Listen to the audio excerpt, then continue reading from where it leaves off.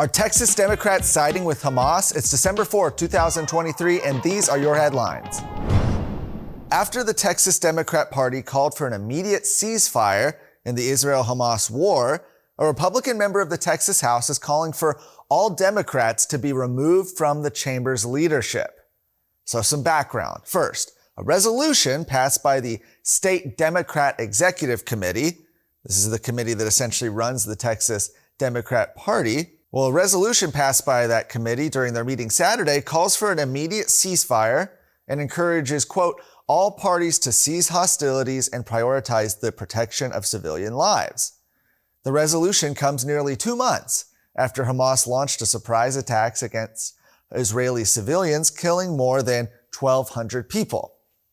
Well, State Representative Brian Harrison says the resolution amounts to siding with Hamas. He said, I call on Speaker Phelan to immediately remove any Democrat who does not disavow this resolution from leadership positions, including chairmanships and parliamentarians. That's what he said in a post on X. Now, when Texas Democrats fired back, pointing to a part of their resolution that also condemned terrorist attacks by Hamas, sort of a both sides isms, Harrison doubled down.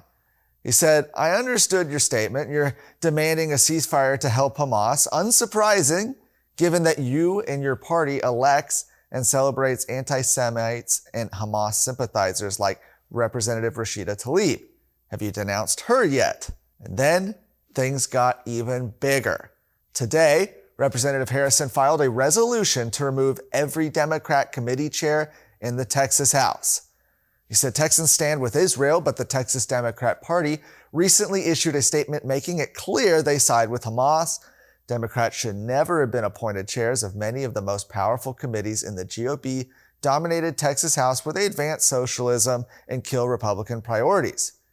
He said, I'm proud to file a House resolution to remove every Democrat committee chair who refuses to publicly denounce their party's Hamas-favoring statement. Meanwhile, the Republican Party of Texas unanimously passed its own resolution supporting Israel and advocating for the destruction of Hamas during their meeting this past Saturday.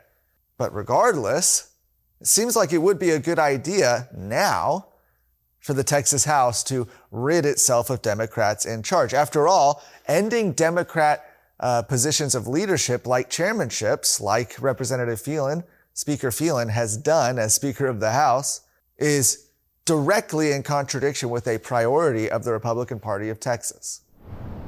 With just days left in the Houston mayoral runoff election, Representative Sheila Jackson Lee is telling her supporters to head to the polls. Well, just not on the correct day. A television ad released over the weekend tells voters to cast their ballots on or before December 7th. Well, what's the problem with that? Well, the election is in fact on December 9th. Early voting ends on December 5th. That means polls will be closed on the 7th.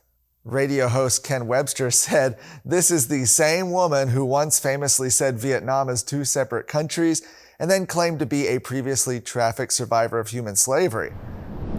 I want more Texans to know what happens behind closed doors in Austin. I'm Luke Macias. I've spent 16 years helping elect conservatives to public office, fighting for conservative policy wins, and building coalitions to stop the leftward cultural shift being forced on our state. I've not only seen how the process works at the ballot box, but in the halls of the Texas Capitol. If you're a conservative Texan, you need to follow our conversations and commentary. We bring you the stories that reveal what is actually going on in Texas politics. We don't pull any punches, regardless of what side of the aisle you're on.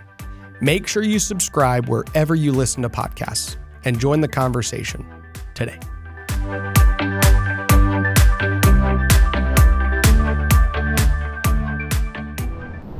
Lastly, he's keeping up the streak. Governor Greg Abbott is keeping those endorsements rolling, announcing his support for Mark LaHood for Texas House. LaHood, who is an attorney from San Antonio, is challenging State Representative Steve Allison, who was elected to the House in 2018, at that time to replace retiring House Speaker Joe Straus. Remember him? Well, since then, Allison has consistently had one of the most liberal voting records among his Republican colleagues. Like Abbott's other endorsements against incumbent Republicans this cycle, Allison has been an opponent to school choice. Last month, he joined Democrats in voting to strip a school choice proposal out of a school spending bill. Governor said Mark LaHood is a bold Republican who will fight alongside me for our shared conservative priorities in the Texas House. He will help me secure our border, keep us on a path to eliminate property taxes, and empower parents to choose the best education for their children. Mark LaHood has the energy, tenacity, and backbone to deliver real results for his constituents. I urge everyone in House District 121 to join me in supporting Mark LaHood for state representative. Now, Governor Abbott had endorsed Allison for re-election last year.